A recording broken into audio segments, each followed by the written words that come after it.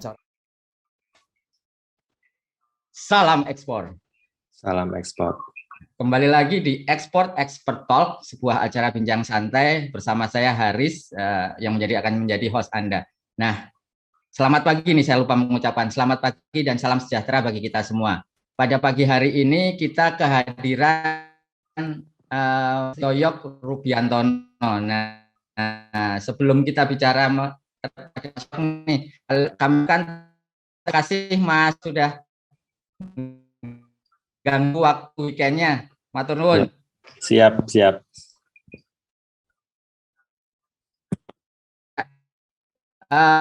Mas Yoyo Expert ini hadir setiap hari Sabtu jam 9 sampai dengan jam 10 pagi. Iya.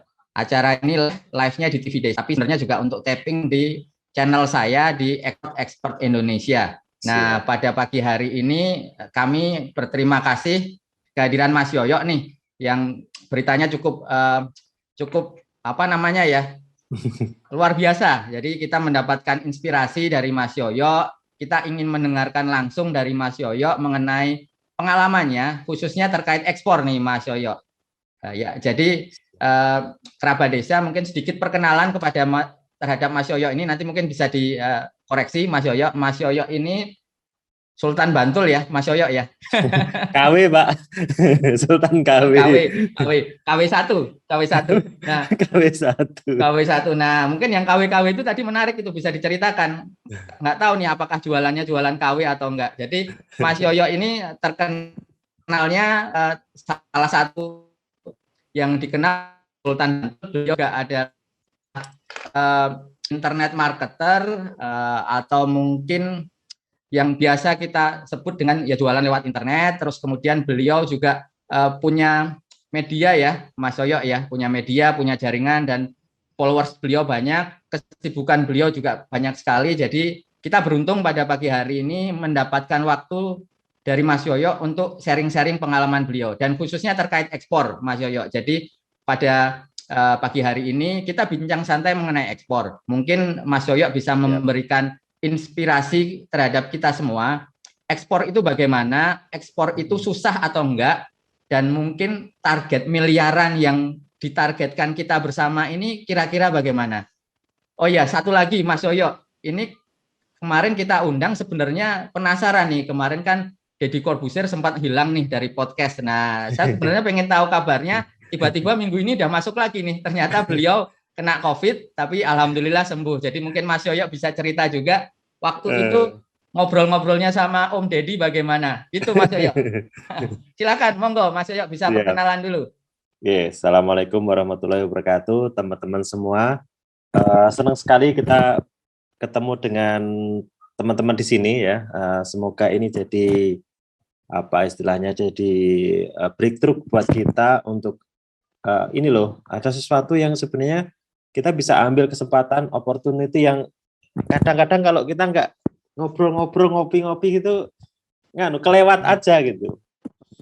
Kita ngebayangin di masa pandemi ini kita di kamar berdiam diri, terus kemudian tidak ngapa-ngapain, kemudian meratapi nasib karena PPKM kapan selesainya gitu ya. Tapi ada sesuatu yang kita bisa lakukan, yang kita bisa breakthrough gitu ya. Oh, ternyata di Amerika itu udah nggak ada tuh ceritanya COVID. Di UK nggak ada COVID. Kemudian di Eropa juga nggak ada COVID. Bahkan di luar negeri, di US itu uang berkelimpangan ya, karena mereka memberikan subsidi ke masyarakatnya dalam bentuk uang cash ya. Kita ada juga sebenarnya ada, tapi mungkin tidak seperti di US. Artinya market-market di negara lain di luar itu posisinya sehat banget karena uang beredar di masyarakat. Itu perkenalan dari saya, bukan perkenalan. Nama saya Yoyok Rubiantono, tinggal di Yogyakarta. Saat ini aktif di beberapa organisasi ya. Yang paling utama sebenarnya lebih kepada kita mitra Kemenkop, mitra Dinas Koperasi dan Perdagangan. Dalam ini saya di Kadin bersama-sama dengan teman-teman Kadin kerja beneran ini dari lorong ke lorong, dari desa ke desa, dari sentra industri kerajinan ke Sampai Sabtu kerajinan. Minggu juga ya, Mas Yoyo ya. Nah, spesial kuas khusus hari ini saya datang ke sini gitu. Kita rencana ke sentra kerajinan Kulon Progo untuk melihat apa anyaman yang bisa diekspor ke Amerika gitu. Nah, ini sedikit insight ya. Kegiatan saya kurang lebih seperti itu. Mas ya sudah bukan ini advertiser ngiklan-ngiklan gitu. udah yang lain. Tim kita yang lain gitu. Kan kita kan kalau ini kan namanya apa namanya prestasi itu ya, masa prestasi itu aja kan ya, kita harus cari yang lain yang prestasi, siapa tahu prestasi berikutnya yaitu eksportir terbesar di Indonesia gitu ya, Nah, bismillah lah siap. untuk produk UMKM. Jadi kita ya boleh bilang membela UMKM, tapi ada hal real yang kita lakukan, yaitu mengekspor produk UMKM yang insya Allah saya akan share hari ini dengan teman-teman bagaimana sih kita mengekspor produk-produk UMKM yang konon katanya itu susah, ribet, ekspor ya, itu ribet, kemudian biaya kirimnya mahal, kemudian banyak hal yang harus kita lewati. Memang iya, tapi kalau kita nggak pernah melewati dan menyelesaikannya, itu akan jadi problem terus ya. Kita akan masih di kamar, narik selimut, kemudian meratapi nasib dan menunggu kapan PPKM-nya itu selesai. Padahal itu nggak selesai. Gitu. Siap. Itu kira-kira perkenalannya. Oke. Berarti ada insight nih. Ternyata ekspor itu memang susah ya, mungkin ya, Mas Yoyo ya. Tapi memang kita Pasti itu. harus kita lalui. Nah, laluinya bagaimana itu mungkin ada tips dan triksnya. Apalagi bicara UMKM nih, Ya, yang betul. biasanya di desa-desa produknya seperti itu aja, dan sekarang kita harus masuk ke Amerika yang standarnya juga lebih tinggi mungkin ya. Itu caranya bagaimana nih? Mungkin Mas Yoyo bisa memberikan tips dan triksnya mungkin ya, atau rahasianya lah, buka rahasia aja langsung nih Mas Yoyo nih. Kalau ekspor nggak ada rahasia sedikit. Waduh. Terbuka ya berarti ya sebetulnya ya ekspor itu ya. Betul. Iya, ekspor itu atau teknologi itu terbuka ya, tergantung bagaimana kita memainkan angle-nya. Saya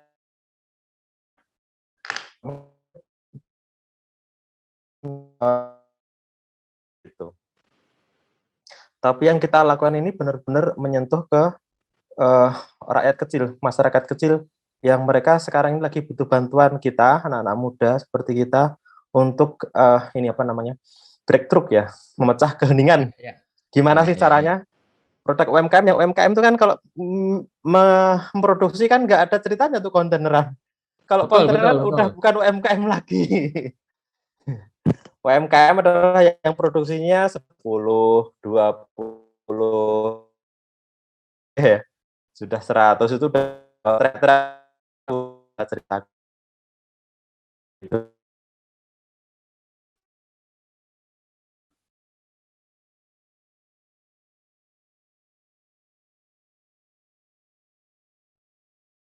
Suaranya Pak Aris kayaknya putus-putus. Ya. Mungkin lanjut dulu Mas Yoyo, silahkan sambil share screen. Saya lagi benerin koneksi nih.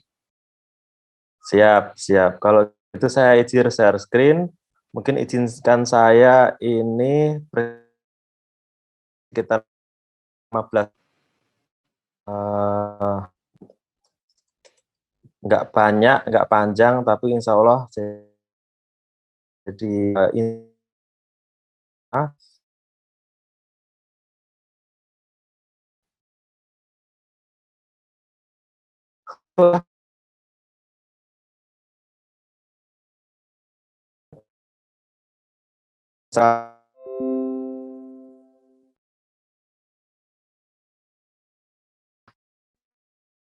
Agak putus-putus juga nih Mas Mempelajari Yoyo. itu ya, mempelajari itu dan kemudian putus-putus ya. Oke. Ini share screen. Oke, bisa. Suara saya bagaimana? Lancar? Oke, siap. Silahkan. Siap, thank you. Oke, bismillahirrahmanirrahim. Nama saya Yoyo Rubiantono. Karena video ini sudah di play berkali-kali saya nggak akan play. Kemudian intro dari saya adalah saya board of member Aspik Innovation ya. Kemudian bertempat berkedudukan di Singapura, kemudian chairman Yuski Media Group, kemudian mendirikan beberapa perusahaan di beberapa negara, kemudian pernah berarti mungkin sudah enggak ya, konsultan safety OSAS 18.000, SMK 3, ISO 14.000 di beberapa perusahaan UMKM, UMPTN, BUMN. Maklum orang lama ya, jadi tahunya UMPTN. Kemudian pernah bekerja di Seangkatan mas, tenang mas. Panasonic. Ada temannya ya. Di General Electric, Danone, pernah jadi CEO gitu ya. Itu perjalanan saya berbisnis. Kemudian list kompetensinya ya kurang lebih begini, pernah jadi developer, tukang AC, tukang panci gitu ya. Menjual produk dari satu negara ke negara lain, bentuknya apa? Produk-produk kesehatan, kemudian produk-produk kecantikan, kemudian alat-alat rumah tangga ya. Cuman sayang banget waktu itu yang kita jual adalah produk dari Cina ya, dari UMKM juga, tapi dari UMKM Cina gitu. Nah, pemerintah daerah Yogyakarta excited banget dengan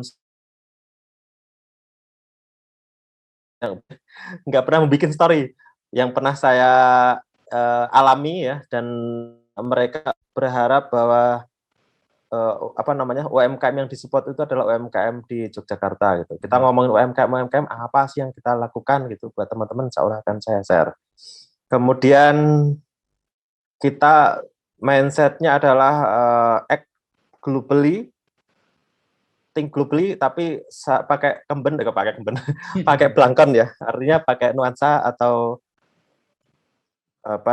wisdom lokal ya. Kita tetap orang Jogja yang makannya pakai angkringan 8.000, tapi transaksinya meliputi ke seluruh dunia, insya Allah. Bismillahirrahmanirrahim. Transaksinya dolar gitu ya, Mas. Iya, itu enggak enak ngomongnya. Dolar Zimbabwe. Itu terus kemudian ini sedikit cerita, kita ada usaha ekspor untuk koral ya, Bali Koral. Ini di Pulau Serangan, salah satu perusahaan saya yang paling tua yang kami dirikan, kemudian saat ini masih eksis, cuman karena ada keterbatasan ya ekspor untuk produk-produk ini, jadi kita merambah ke bidang lain gitu, jualan ikan. Kemudian ini produk-produk kita yang kita develop, ada yang produk lokal, ada yang produk global market. Produk global market ini diciptakan, diproduksi, kemudian dijual di luar negeri. Jadi kita bikin produk di Amerika, dijual di Amerika. Bikin produk di Jerman, nggak ada ya produk di Jerman. Produk di Italia, dijual di Eropa gitu. Kenapa begitu? Nah, kita think global gitu. Jadi manufaktur itu di negara-negara lain, di negara-negara manapun tuh pasti ada. Di Indonesia juga ada. Kayak kita bikin produk-produk beauty itu di Indonesia ada, di negara US ada ya. Jadi kita nggak lagi mikir produk harus dari Cina karena lebih murah. Iya begitu, tapi ketika kita ngomongin soal market US, maka orang US akan lebih trust kalau made in US, made in Italia, made in negara-negara lokal gitu. Kalau made in China, itu akan ada sedikit boundaries, terutama di masa pandemi ya, sudah 2 tahun kita mengalami, ternyata produk Cina saat ini kurang begitu diminati untuk market-market di US, terutama yang berhubungan dengan makanan gitu. Ini produk yang kita kembangkan di local market, di market Indonesia, yang di atas tadi market global, ya kurang lebih seperti ini. Ini adalah produk di market global, ada keto, kemudian kurkuma. Nah, ini sedikit insight, kurkuma ini aku yakin produksinya atau perkebunannya nggak di US ya, tapi di Vietnam, di Indonesia. Nah, ini kesempatan buat kita untuk mengekspor produk-produk kesehatan seperti kurkumin itu apa ya? Jahe ya, lengkuas, gula merah dan kawan-kawan. Ini momennya ini. Ceritanya ini momennya gitu. Saya katanya obat COVID juga itu, Mas Yoyo. Kurlep lah ya untuk pokoknya intinya meningkatkan imunitas. Betul. itu obat COVID. Termasuk kita ketawa-ketawa pagi ini obat COVID juga. Gitu. Betul, betul, betul. Optimisme obat COVID ya. Ya. Dompet kosong tapi optimis, insya Allah obat COVID. Ya, ya. Asal jangan ketawa terus-terus ya, Mas Toyo ya. Kebablasan nanti sampai ke ini Kaliurang nanti. Kemudian ini cerita ya, nasi yang kita buat bagaimana ketika kita di masa pandemi ini bisa survive dengan mendirikan perusahaan atau toko atau usaha yang berhubungan dengan kesehatan. Saya kebetulan bukan apoteker ya, jadi karena bukan apoteker nggak bisa bikin apotek, maka yang saya buat atau dirikan adalah toko herbal. Toko herbal, madu, produk-produk kesehatan yang mengacu kepada kesehatan gitu, kesehatan dan kecantikan sebenarnya, tapi kita lebih fokus ke kesehatan. Ini membantu banget buat masyarakat kita untuk mendapatkan pilihan. Kita mau sehat dengan obat atau sehat dengan herbal atau produk-produk tradisional gitu. Ini jadi pilihan gitu. Kemudian kalau kita ngomongin market global ya, market global masuk katanya eksportir, iya. Nah, kita eksportir dari satu negara ke negara lain. Saya kembali lagi, kadang-kadang kita nggak bisa tiba-tiba ngilang gitu, ngilang tidak menjual produk dari satu negara ke negara lain. Masa harus menjual produk dari Indonesia ke luar negeri. Kalau saya iya aja dan semangatnya juga yes banget, tapi ada kalanya kita berbenturan dengan kemampuan produksi, kemampuan teknologi yang dimiliki oleh kita gitu ya. Untuk produksi produk-produk yang high tech seperti smartwatch, kemudian keto kayak gini kan di sini kita belum tentu ada, maka kita mesti harus sebagai trader kan harus luas ya, sebagai bisnis global kita harus luas dari manapun, insya Allah itu akan jadi setidaknya TKDN-nya ada lah ya. Gitu. Kemudian kita recurring juga, kemudian ini prinsip kita menjual 5 botol lebih baik daripada 1 botol, karena customer itu lebih suka beli banyak dibandingkan dengan 1, karena mereka melihat dengan membeli 3 atau 5, harga per piecesnya itu jauh lebih murah. Lebih murah, ya. Kemudian payment yang kita buat adalah PayPal dan Stripe ya. Yang kita pakai adalah PayPal dan Stripe. Jadi teman-teman tadi kalau cerita Mas Yo gaya-gaya banget bikin perusahaan di Amerika, bukan begitu konsepnya. Kebutuhannya adalah dengan kita punya perusahaan di negara atau di US, maka kita bisa register PayPal dan Stripe ya, PayPal dan Stripe. Dan kalau kita punya perusahaan di Amerika itu legally kita enter di market US itu lebih trusted, ya, trusted dan betul. lebih gaya lah ya, lebih gaya karena kita perusahaannya mewakili perusahaan Amerika dan mereka lebih trust, oh ini perusahaan Amerika kok gitu. Dan kita punya PayPal dan Stripe. Kebutuhannya sih sebenarnya lebih ingin kita punya PayPal, Stripe, dan ketika ada pameran, ketika ada opportunity bisnis dengan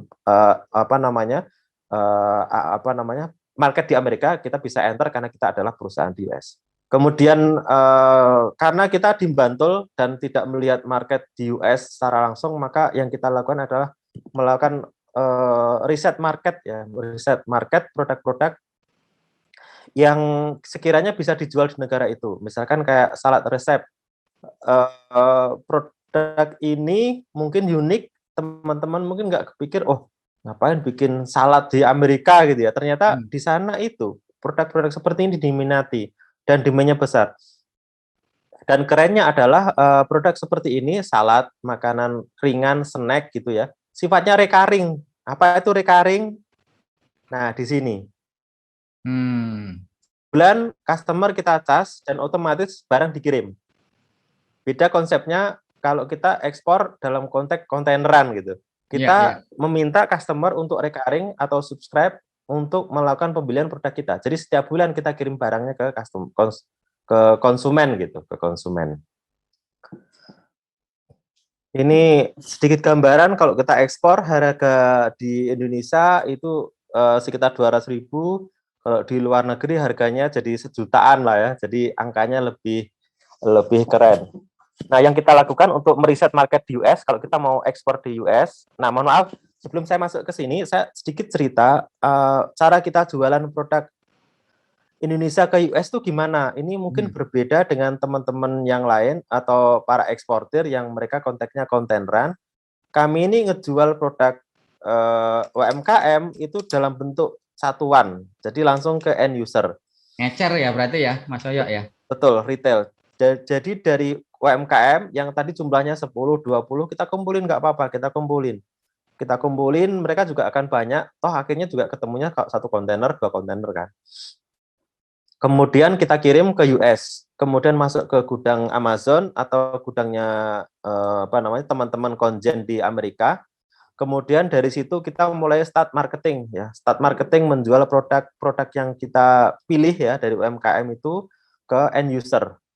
Nah, perbedaannya adalah dari sisi harga dan fleksibilitas pengirimannya, fleksibilitas perizinannya. Kalau kita misalkan riset produk-produk dari Indonesia ke US itu kalau 5 dalam bentuk gift gitu ya, itu akan lebih fleksibel anunya perizinannya dan sepertinya tidak perlu izin yang jelimet gitu. Tapi kalau satu kontainer ya itu akan jadi beban.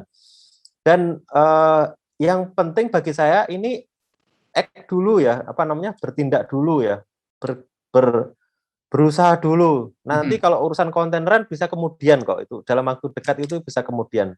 Kita pernah ngalamin kok, dari kontainer itu pasti dari bijian. Nah mungkin beda dengan bapak-bapak yang senior yang sudah panjang ceritanya, ekspor mereka start awalnya sudah kontaineran, 10 kontainer itu bukan saya karena butuh kapital yang besar, tapi kita bisa mulai mengirim produk UMKM atau produk kita sendiri dari Indonesia ke luar negeri, ke US, kemudian dijual ke sana menuju ke market Amazon dan dijual secara retail langsung ke end user.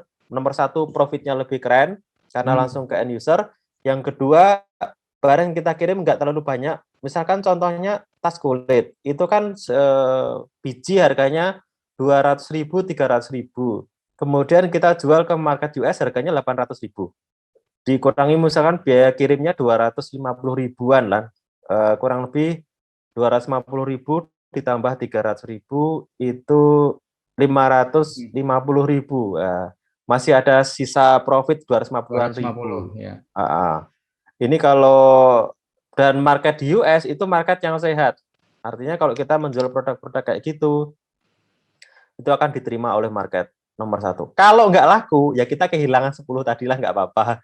Lama-lama juga laku kok. Tapi kalau kita udah mikir, wah ekspor mindsetnya adalah kontaineran, kita nggak akan pernah bisa mulai gitu kurang lebih. Nah setelah itu kita sebelum memilih mengirim produk, maka kita harus riset produk di US itu apa, yaitu dengan menggunakan Jungle Scout ya. Jungle Scout ini platform untuk melihat salesnya sebuah vendor di US dengan niche tertentu. Ini tadi saya sudah cerita ya, mungkin di tempat lain juga sudah. Cara kita bikin akun Amazon, bikin LLC di US ya, bisa menggunakan PT juga di Indonesia. Kemudian bikin akun Pioneer. Dengan bikin akun Pioneer maka kita bisa punya rekening US Bank. Kemudian nomor 3 kita ada rekening lokal tapi USD ya. Jadi dari Pioneer dikonekkan ke rekening lokal kita dalam bentuk USD, sehingga ketika ada pembayaran dari Amazon maka uang kita masih dalam keadaan dolar. Kemudian strategi saya yang kita lakukan adalah listing dengan FBA dan FBM. FBA itu fulfilled by Amazon, FBM fulfilled by merchant. Kalau bedanya adalah kalau FBA barang kita dimasukkan ke gudangnya Amazon, kalau FBM kita bisa nitip ke konjen atau barangnya tidak perlu kita kirim ke Amerika. Contoh kita menjual produk furniture meja gitu ya kan, 1 ton gitu. Ya kalau laku, kalau enggak maka sebenarnya kita bisa FBM, pengirimannya di set misalkan 20 hari sampai ke US, tapi barangnya nggak perlu kita kirim. Artinya kita jualan gambar aja. Nanti ketika ada penjualan baru kita kirim ke customer langsung di US, dikirim langsung dari Indonesia. Nanti biaya pengirimannya bagaimana? Nah, biaya pengirimannya kan ditanggung oleh pembeli ya. Selama ketika customer itu senang, maka sebenarnya biaya kirim itu jadi nomor 2. Kecuali kalau kita jualan produk-produk yang umum gitu ya, kayak beras, gula gitu, semua ada. Tapi kalau produknya ini adalah furniture yang ada cuma di Indonesia, mereka pilihannya cuma satu, beli apa enggak gitu. Gitu. Nah, rata-rata customer Indonesia itu loyal banget kalau sudah urusan customer di US tuh kalau mereka udah suka, mereka akan beli gitu. Ini contoh kalau kita riset dengan menggunakan Jungle Scout itu sampelnya adalah kopi ya, teman-teman, kopi. Demand-nya luar biasa, omsetnya luar biasa setiap bulan sekitar 58.000, 63.000 US dollar, sekitar 700 juta ya, 700 juta untuk per satu seller itu, item Mas Yoyo. per seller, per satu item produk. Oh. Jadi sellernya bisa banyak ini ceritanya. Brandnya ini kan cuma 1, 2, 3, 4, 5 ya, kurang lebih 5. Jadi produknya ada beberapa series, tapi apa namanya, brandnya atau sellernya itu sebenarnya kompetitornya sedikit. Nah, ini contoh ya. High demand tapi high competition. Nah, kita nyari ketika nanti pakai Jungle Scout, high demand, low competition. Nah, contohnya apa? Furniture. Furniture itu high demand, low competition, karena suppliernya nggak semua negara bisa. Kemudian apa sih yang kita lakukan buat teman-teman UMKM ya, salah satunya craft atau kerajinan. Nah, kita riset produk-produk craft seperti ini, itu sellernya cuma 3, tapi monthly revenue-nya 121.000, kemudian penjualannya itu ada 3.800 ya, 3.800. Saya yakin produk seperti ini familiar ya di kita. Nah, seperti ini familiar di kita. Ini penjualnya 3.800. Teman-teman bisa bayangin nih HPP-nya berapa gitu. HPP-nya berapa di sini dijual $31 atau sekitar 400.000. Mungkin estimate 150 atau 200.000 lah kalau di sini. Dan beratnya juga enggak besar ya, 9,5 ons ya. Ini berapa gram ya? Ya, sekitar itu 9,5 ons, artinya biaya kirimnya ya mungkin bisa 100 ribuan lah atau 50.000. Berarti kan masih ada spelling profit yang lumayan oke gitu.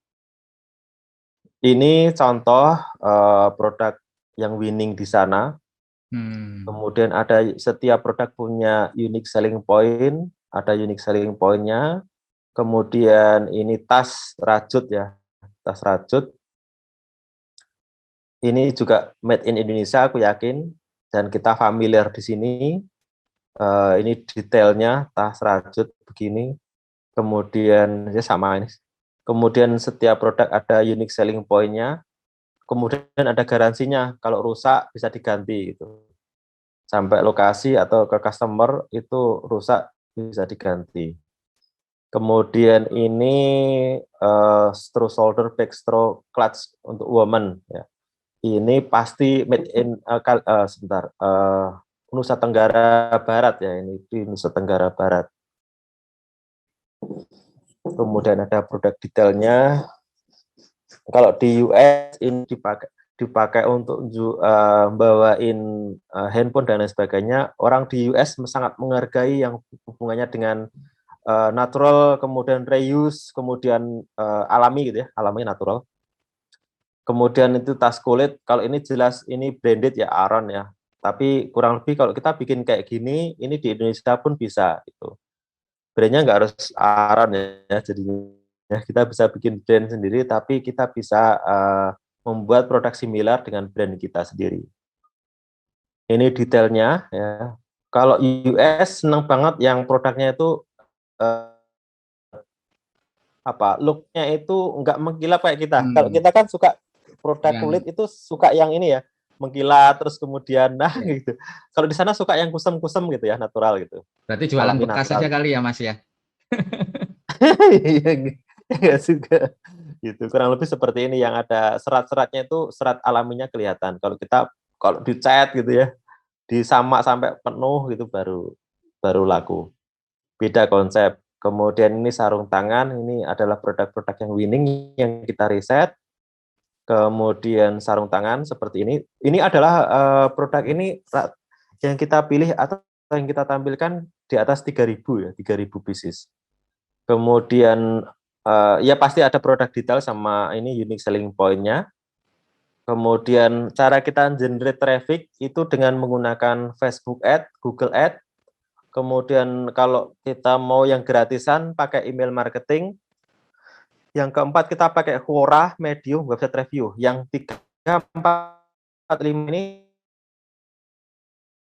belum ngiklan, kemudian Facebook Ad, nggak ada salahnya kita mulai menggunakan free traffic karena kan berbiaya tuh, daripada berbiaya maka kita bisa menggunakan free traffic dan itu trafficnya juga luar biasa besar gitu, daripada kita nggak mulai dari 100 fisik atau 100 traffic, insya Allah itu ada 2-3 sales gitu, rumusnya di situ kalau di Amerika, simple. Kalau kita ngiklan Facebook Ad, biayanya kebayang, 100 visit itu setara dengan 100 kali 20.000, 2 juta ya, 2 juta ya, belum tentu ada sales, tapi kalau kita menggunakan platform email marketing, Quora itu cuma tanya jawab kan, orang bertanya, kita jawab, dikasih link, kita kasih link. Ini loh produknya yang saya omongin tadi gitu, atau yang misalkan kita ngomongin gimana sih ada customer di entah berantah yang bertanya di mana saya bisa mencari back rotten gitu ya. Nah, kita bisa menjawab pertanyaan itu sembari dikasih link itu Quora. Kemudian kalau Medium itu website Medium kita masuk ke subfoldernya mereka, kemudian kita bikin konten.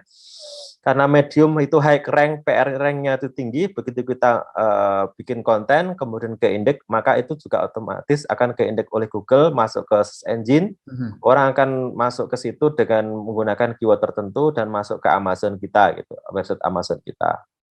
Yang nomor 6 adalah kita bikin website review, bikin konten, kemudian dimasukkan ke blog kita, ke website kita. Jadi kontennya adalah mereview produk. Tadi kita ngomongin soal tas kulit.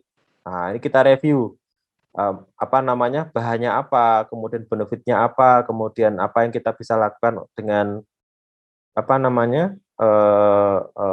glove gini gitu ya. Seperti ini itu kan cocok untuk woodworker. Nah, orang biasanya senang dengan membaca review dulu sebelum mereka beli di Amazon. Padahal di Amazon itu adalah produk kita sendiri. Kemudian cara kita menjadi Amazon seller Amazon seller di sini masuk ke Amazon seller center bisa ini ya, create Amazon, create account, kemudian panjangan. Kemudian next yang kedua kita bisa menggunakan Shopify selain Amazon ya. Jadi dua platform kita gunakan, yaitu menggunakan Amazon. Keuntungannya Amazon adalah kita nggak perlu menggiring traffic sendiri, walaupun kita bisa juga dengan menggunakan platform tadi. Yang kedua, karena kita ini di warungnya orang ya, Amazon di warungnya orang, artinya pricing-nya, kemudian aturan-aturan mainnya ikut mereka. Kalau kita udah kokoh, udah powerful dari sisi bisnis, sudah punya kemampuan jelajah yang tinggi, bisa ngiklan, bisa ya cukup pepak lah bahasanya. Kita bisa bikin website sendiri dengan menggunakan platform Shopify. Nah, next time kita bicara lebih dalam mengenai Shopify ini. Shopify adalah sebuah platform bukan marketplace ya, sebuah platform yang membantu kita untuk membuat website, kemudian membuat e-commerce store dengan cepat, dengan mudah. Di situ terintegrasi beberapa plugin, termasuk payment gateway, ada Amazon Stripe, sehingga memudahkan kita untuk menjual. Karena Shopify itu rumah kita sendiri, jadi kita bisa menentukan harga berapa. Itu enggak ada kompetitornya. Kalau Amazon harga jual kita berapa, di bawahnya ada kompetitornya. Tapi kalau di Shopify itu harga jual adalah harga tanda kutip sebutuhnya kita gitu. Dan kita bisa meng-highlight brand kita di situ. Kemudian ngomongin Amazon di US, maka kita apakah berhenti di situ? Enggak. Nah,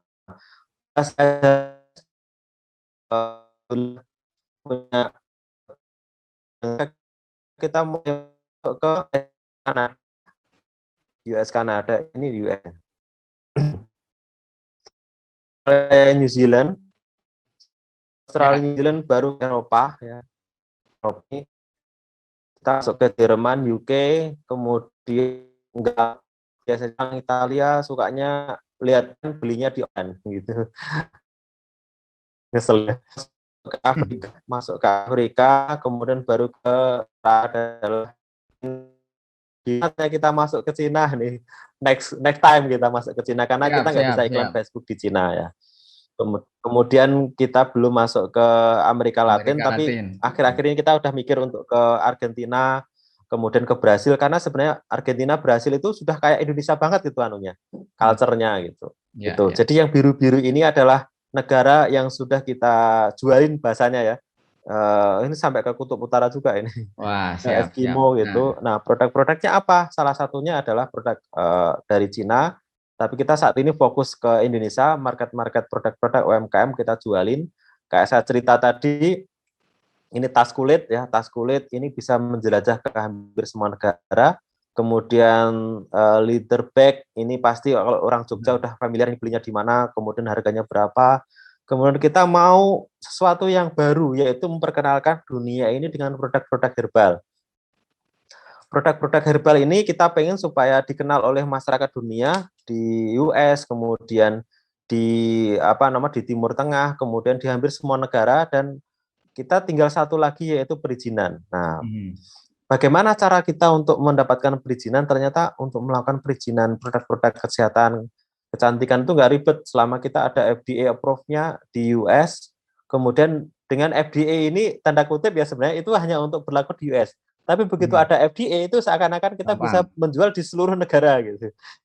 Kayak stempelnya itu berlaku ke seluruh dunia. Kayak dolar itu kan berlaku di seluruh dunia. FDA-nya itu berlaku ke seluruh dunia.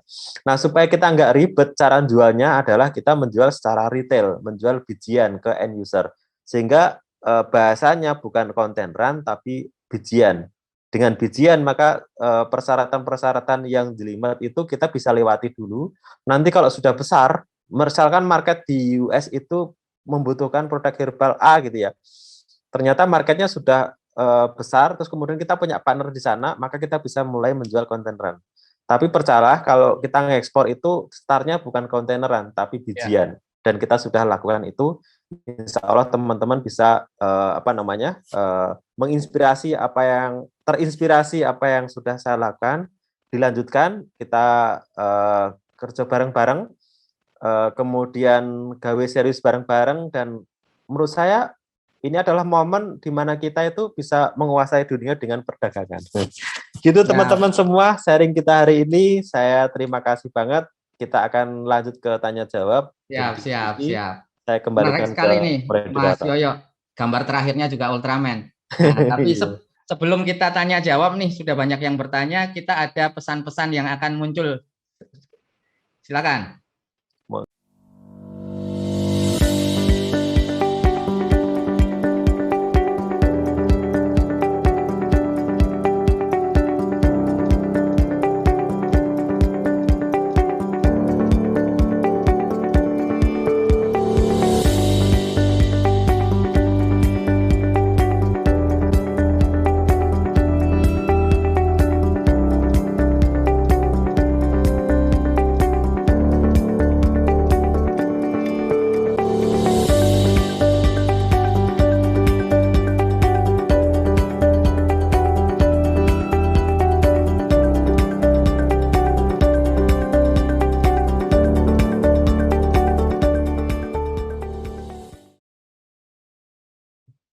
Salam ekspor. Nah, inspirasinya banyak, Mas, tadi disampaikan oleh Pak Dirjen. Nah, ini menarik sekali yang disampaikan oleh Mas Yoyo ini. Jadi target utamanya di sini kita memberikan penyemangat, Mas Yoyo, bahwa ekspor itu sebetulnya sekarang menjadi suatu keharusan. Kita harus jualannya jualan global, dan walaupun kita dari desa, dari Bantul, kita bisa sampai ke Amerika, bahkan jualannya pun sampai ke ganggang lah, bahasanya seperti itu. Nah, tadi yang menarik nih, Mas Yoyo, jadi saya belajar juga di sini dari pemaparannya Mas Yoyo itu, bahwa sebetulnya itu kalau di luar negeri itu mereka lebih pride, lebih senang jualan atau mungkin beli produk mereka sendiri. Nah, itu kan berarti tadi mereknya dibikin merek sana. Made in, umpamanya made in Amerika lebih dipercaya lah, apalagi sekarang dibandingkan made in China. Nah, ini yang membuat atau mungkin mengemas seperti itu, caranya seperti apa nih, Mas Yoyo? Berarti kita memang harus punya company atau punya merek di sana gitu ya, Mas Yoyo ya? Ya. Jadi gambarnya begini, ada dua yang kita bisa lakukan. Kita maklun di negara Amerika, kemudian dengan maklun itu berarti semua produk, desain dan lain sebagainya itu di Amerika. Yang kedua konteksnya repacking. Repacking ini diproduksi tanda kutip di Indonesia. Contoh kayak misalkan lengkuas, jahe, kunyit dan lain sebagainya itu di semi proses di Indonesia. Dibikin serbuknya, dibikin kering di sini, kemudian di Amerika Ya. repacking ini kita bisa menghasilkan WTK. Nah ini win-win solution karena di Indonesia ini produk-produk atau rempah-rempah yang aku akan bikin di Amerika. Kemudian supaya pride-nya ada, maka produk ini direpacking, maka nama menu US lebih seneng. Ini kan terkait dengan propaganda. Sebelumnya ya American First gitu, artinya mereka lebih kampanyenya Donald Trump lah ya, bukan propaganda. Kampanye Donald Trump American First, artinya manufaktur US itu diutamakan. Nah, ya agak putus-putus kan tabu lagi. Orang Cina udah ngelakuin. Oke. Orang Cina ya udah ngelakuin, mereka konteksnya mengirim semi finish good dan finish good tapi di repacking di Amerika, sehingga barang yang sejatinya itu dari Cina itu sudah made in Amerika, sehingga orang market US itu sudah mulai bisa menerima produk Cina itu aja dari Cina gitu kurang lebih. Nah kita juga mencontoh hal yang sama, tim produk semi finish good kemudian di packing, kemudian di labeling produk Amerika. Contohnya yang paling agak serem ya Kratom, itulah jelas. Kratom ini diproduksi di Kalimantan Barat, kemudian di semi finished good dalam bentuk bubuk. Mereka dibikin 1 kilo, setelah itu diekspor ke US. Tapi itu repackagingnya di sana atau di Indonesia, Mas Yoyo? Harus di Amerika. Oh, harus di Amerika. Apa biayanya nggak terlalu tinggi jadinya? Ya, makanya repackagingnya di Amerika. Karena cuman repackaging aja, mereka kan punya mesin-mesin otomatis ya. Jadi seperti di Indonesia gitu. Jadi yang repackaging itu operatornya cuma 1 orang, tapi mereka bisa bertonton gitu. Mungkin gajinya $3.000, tapi ya. Tapi hasilnya banyak ya gitu. Jadi pada prinsipnya kita coba lebih murah di Amerika. Ya, memanfaatkan apa yang menjadi polisinya di sana ya, Mas Yoyo ya. Jadi tadi disampaikan bahwa ya kebijakan di sana, dan mungkin tidak hanya kebijakan. Kalau kita bicara kebijakan di Indonesia pun juga seperti itu. Kita kan bilang bangga buatan Indonesia dan yang lain-lain. Tetapi kadang-kadang masyarakat kita tuh masih lebih percaya atau mungkin lebih senang menggunakan produk yang dari luar. Mungkin dianggap brandnya lebih bagus, kualitasnya lebih bagus. Tetapi mungkin di luar negeri itu berbeda dengan kita. Mereka sudah menganggap bahwa produk mereka itu lebih baik dan mereka harus memanfaatkan produk mereka. Produk, kalau bahasanya kita membeli produk tetangga kita itu karena untuk ekonomi mereka. Nah, itu yang memang belum ada di Indonesia. Tetapi kita tentu harus memanfaatkan apa yang menjadi kebijakan atau polisinya, atau mungkin udah awareness-nya lah masyarakat setempat. Begitu ya, Mas Yoyo ya berarti ya.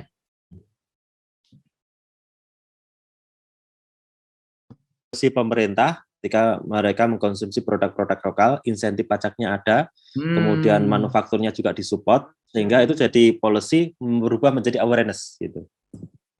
Ya.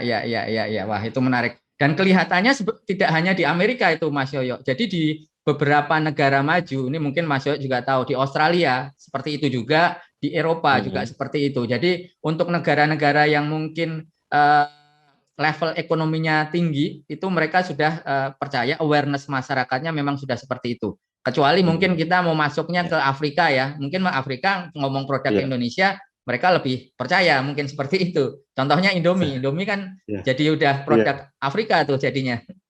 gitu. Iya, betul banget. Nah, ini menarik nih Mas Yoyo.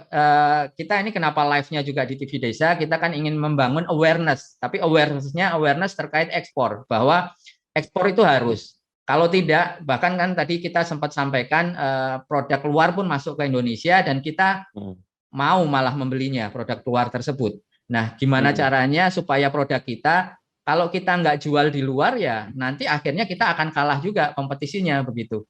Nah, Mas Yoyo bisa memberikan gambaran nih, memang harus mulai dari kecil-kecil. Yang kita lakukan real itu seperti apa nih Mas Yoyo? Mungkin ada program terkait ekspor kecil-kecil itu yang retail yang segera. Jadi setelah acara ini bisa kita mulai juga Mas Yoyo.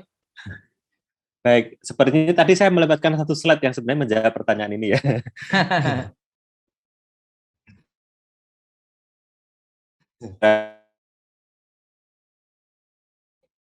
Ya, terputus nih Mas Yoyo nih. Jadi kalau nggak salah kan memang ada program yang ekspor retail ke Amerika ya, Mas Yoyo ya? Ya, betul sekali. Jadi ada program ekspor ke Amerika, terus kemudian ini konteksnya retail, hanya untuk yang pengen belajar, marketer yang pengen belajar dengan modal yang kecil, itu jutaan gitu, jutaan. Ya. Jadi Mas Yoyo ini sekarang ada program untuk ekspor retail ke Amerika. Nah, kerabat desa sekalian, tentunya tadi memberikan informasi, memberikan penyemangat kepada kita bahwa jualan retail, jualan eceran itu bisa. Nah, caranya bagaimana tadi sudah disampaikan oleh Mas Yoyo, tetapi tentunya kita nggak ingin itu hanya teori saja. Nih mungkin Mas Yoyo sudah mendengarkan, kita ingin real. Tadi kan juga disampaikan bahwa mulai aja dulu dari sekarang, mulai dari kecil-kecil. Nah, setelah ini mungkin nih Mas Yoyo, waktunya juga sudah kita mepet, ya, bicara kita hanya 1 jam, kelihatannya mungkin dengan Mas Yoyo ini kita butuh 3 atau 4 series nih untuk bicara mengenai ekspor nih. Nah, tapi mungkin kita pengen tahu nih Mas Yoyo, program yang bisa kita lakukan segera, apakah bisa juga nanti kontak ke timnya Mas Yoyo atau bagaimana untuk ekspor yang eceran ini, Mas Yoyo? Monggo Mas Yoyo bisa berikan insight ke kita. Ada 2. Yang pertama sebagai produsen, teman-teman UMKM kita support untuk dulu pastinya kita kurasi apakah ini cocok, bisa dijual ke Amerika apa enggak. Kemudian setelah kita beli, kita kirim barangnya ke Amerika. Bentar Mas Yoyo, di pause. Tadi ngomong dibeli, berarti dibeli dulu tuh produknya? Iya, dikurasi dulu, terus kemudian kita beli produknya ke Amerika. Nah, ini dari sisi UMKM, UMKM. Kemudian dari sisi ini ada 2, yaitu UMKM dan marketer. Marketer ini adalah orang yang memiliki kapabilitas dan pengen menjual produk UMKM di luar negeri, tapi dia nggak punya resources untuk mengekspor kan, eksportir. Nanti dulu, ada nggak Mas Yoyo produk yang sudah sampai di Amerika, kemudian saya bisa bantu jualin, nanti saya belajar untuk menjual produk di Amerika gitu, seperti Mas Yoyo. Nah, ini bisa banget teman-teman, saya juga punya grup ekspor ya, grup belajar ekspor di Telegram dan itu gratis. Kita bantuin teman-teman juga untuk belajar ekspor. Nah, berarti tadi grup Telegramnya bisa di-share juga ya, Mas Yoyo ya? Teman-teman boleh. Grup Telegramnya apa nanti Mas Yoyo bisa di-share di mana itu? Belajar bareng ekspor. Gitu. Nanti izin di-share di networknya, mungkin di mana gitu ya, supaya teman-teman bisa join di situ. Kita belajar bareng. Oke. Dulu belajar marketingnya dulu, belajar marketing jualan, dapat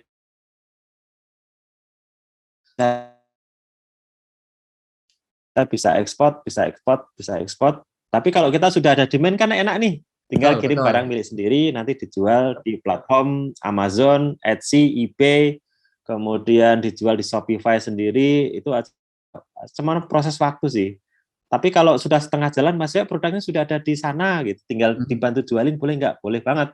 Nah, kita sama-sama membantu UMKM yang saat ini nitipin barang ke kita beli produknya, ya kita bisa rame-rame jualin ke platform itu, gitu. Sederhananya begitu. Siap, siap. Berarti tadi di Telegramnya kita bisa join, terus kemudian juga Mas Yoyo juga siap bantu tadi dari beberapa platform. Tidak hanya dari Mas Yoyo sendiri, kita kan juga tahu nih Mas Yoyo networkingnya banyak. Mungkin kita ketahui bersama nih Mas Yoyo, silaturahmi itu kan membuka rezeki yang lebih besar. Nah, mungkin dari kita komunikasi saat ini, bincang santai saat ini, tentunya nanti kita insya Allah bisa membuka rezeki yang lebih besar, dan tentunya target kita bisa membuka ekspor produk Indonesia ke luar negeri yang lebih besar lagi. Nah, ini Mas Yoyo, waktunya nggak terasa sudah hampir 1 jam.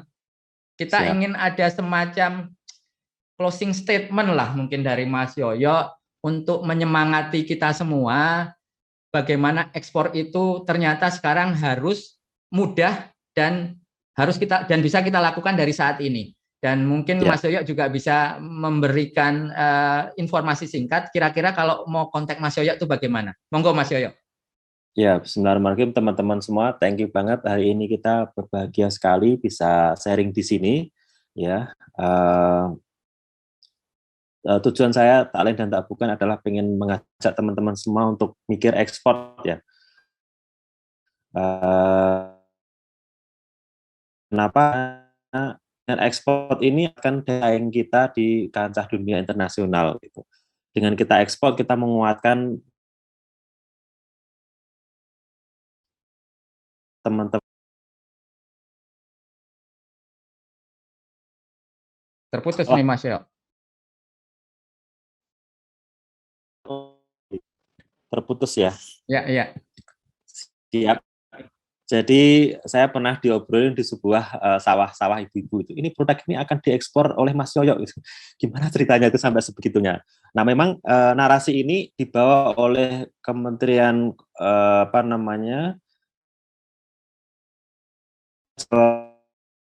itu kejadiannya sudah setahun yang lalu.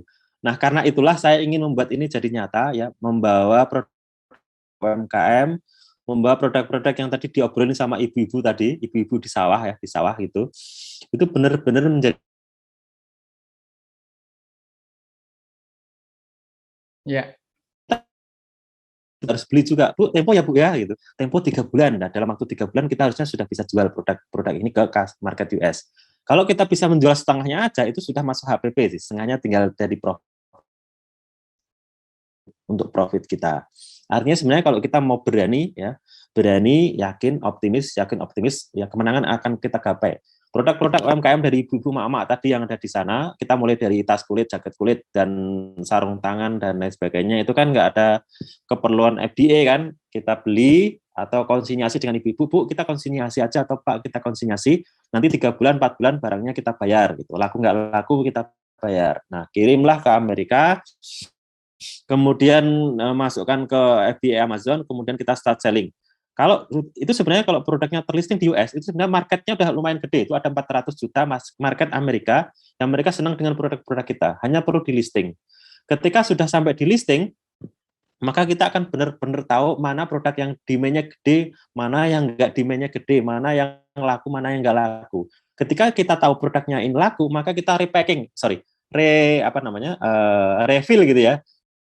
Kita kembali ke ibu-ibunya tadi, Bu, ini produknya laku, bisa bikin 100 enggak? Nangis terharu. Bulan depan 1 kontainer ya Bu ya, apalagi itu ya. Langsung ini ya, syukuran gitu ya. Itu yang kita mau bawa, kebahagiaan itu kita bawa ke masyarakat, ke market di Indonesia untuk mulai kita 100.000 itu mulainya tetap dari 10 kok. Saya ngirim barang ke US yang dibangga-banggakan itu mulainya dari 10 sebenarnya. Dari 10 ada yang 5 juga. Nah, dengan itu maka sebenarnya kita sudah bergerak. Nah, teman-teman kalau nggak mau negosiasi dengan mak-mak dan ibu-ibu tadi, ada kesempatan buat teman-teman yang mau belajar marketingnya dulu, satu piece dulu ya, satu bagian dulu, yaitu marketing, menjual produk di US, barangnya sudah ada, nanti join di grup saya, di grup Telegram, kita belajar bareng, kita sediakan produknya, teman-teman start jualan hari ini juga gitu. Nah, dengan flow yang seperti ini, insya Allah kita akan benar-benar keluar dari zona degradasi ya. Bangsa ini adalah bangsa maju ya sebenarnya. Bangsa maju, hanya kita tinggal siap-siap mempersiapkan diri sebagai anak muda, jadilah be the real hero, jadilah pahlawan-pahlawan sebenarnya dengan membantu UMKM yang saat ini belum tahu mesti ngapain. Dengan kita di sini, duduk di sini, ngobrol bareng-bareng, belajar digital marketing, maka ketika kita take action, maka insya Allah akan miracle will happen, produknya laku di market US, maka kita akan benar-benar menjadi hero-nya bangsa ini. Terima kasih. Siap, matur nuwun nih Mas Yoyo. Intinya be the real hero and miracle will happen. Nah, ini menarik sekali apa yang disampaikan oleh Mas Yoyo, luar biasa pencerahan kepada kita semua. Jadi seperti tadi disampaikan Mas Yoyo ini sudah memberikan pencerahan dan juga sudah memberikan bukti kepada kita bahwa ternyata produk kita, produk dari emak-emak tadi yang di desa tadi itu bisa sampai ke Amerika. Nah, tentunya nih kerabat desa, jelas apa yang disampaikan tadi bahwa semuanya itu dimulai dari yang kecil dan semua itu mulai dari saat ini. Jadi tentu kita harus mulai itu tadi semua, kita siapkan produk kita, yang penting utamanya kita siapkan niat kita untuk bersaing dan tentunya untuk memenangkan pasar global. Nah, kerabat desa, sekali lagi kami ucapkan terima kasih Mas Yoyo, matur nuwun, kita mengganggu waktunya di hari Sabtu ini, di weekend ini. Semoga apa yang sudah Mas Yoyo share ke kita semua bisa mencerahkan kita, memberikan penyemangat kita sekali lagi, dan tentunya juga memberikan berkah kepada Mas Yoyo. Nah, kerabat desa, rekan eksportir dan eksportir sekalian, terima kasih sudah bergabung kepada kami, kepada Export Talk, dan kita akan bertemu lagi minggu depan dengan tema yang lebih menarik juga. Tetap semangat, tetap jaga kesehatan, dan salam ekspor.